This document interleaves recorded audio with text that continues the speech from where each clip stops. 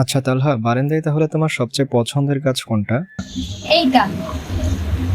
মধুমালতি ডাকে আয়, ফুল ফাগুনের খেলায়। মধুমালতি ডাকে আয়, ফুল ফাগুনের খেলায়। এই গাছের নাম কি?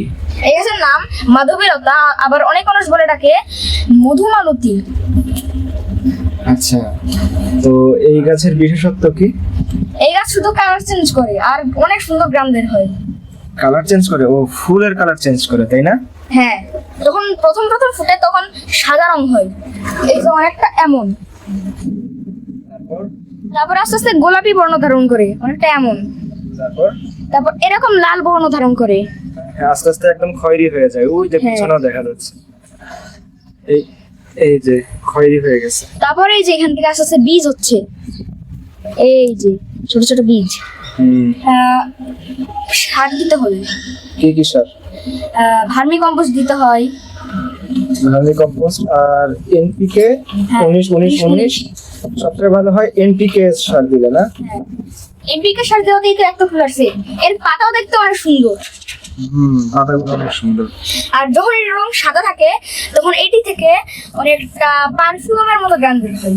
আর যখন গোলাপি বর্ণ ধারণ করে তখন এটা থেকে অনেকটা কি রকম বলবো, অনেকটা জেসমিনের মতো, কিন্তু আরো মিষ্টি। হ্যাঁ অনেকটা বললে চলে, নাশপাতির মতো নাশপাতি একটা রং করে বা গান বের হয়। আর যখন লাল হয় তখন অনেকটা আপেলের মতো গান বের হয়।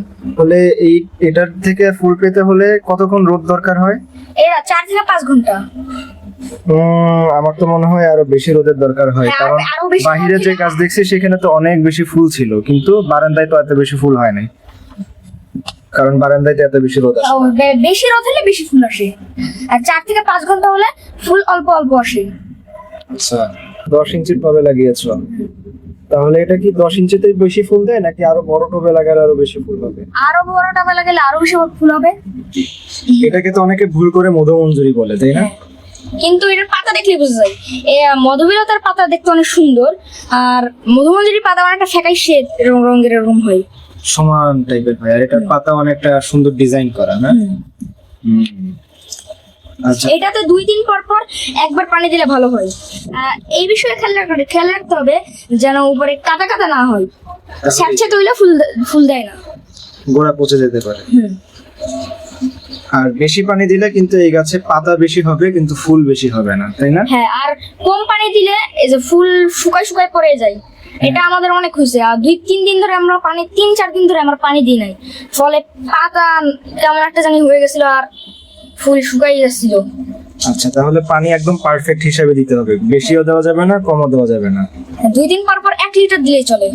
আচ্ছা, এটা হলো তোমার তাপমাত্রার উপরে, বেশি গরম পড়লে বেশি পানি দিতে হয়, কম গরম পড়লে কম পানি দিতে হয়। যদি বেশি গরম করে তাহলে 2 দিন পর পর 2 লিটার।